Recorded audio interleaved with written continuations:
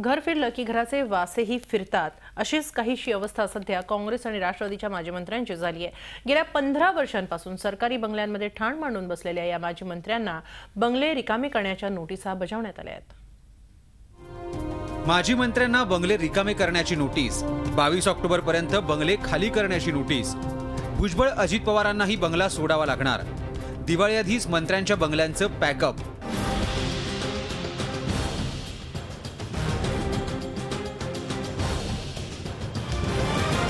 मलबार हिलवरच्या या आलिशान रामटेक बंगल्यात गेल्या 15 वर्षांपासून छगन भुजबळ मुक्काम ठोकून होते।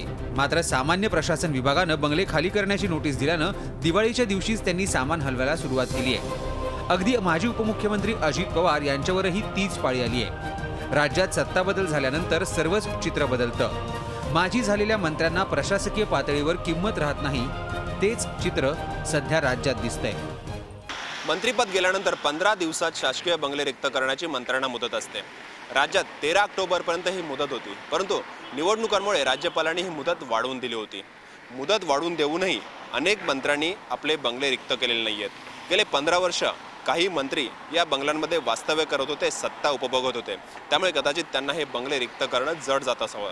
तर काही मंत्र्यांनी यापूर्वीच बंगले रिक्त केलेत आणि काही मंत्री आता बंगले रिक्त करण्याच्या मार्गावर आहेत। 19 ऑक्टोबरला निवडणुकीचा निकाल लागल्यानंतर 22 तारखेपर्यंत मंत्र्यांनी शासकीय बंगले रिक्त करावेत अशी नोटीस सामान्य प्रशासन विभागानं बजावली आहे।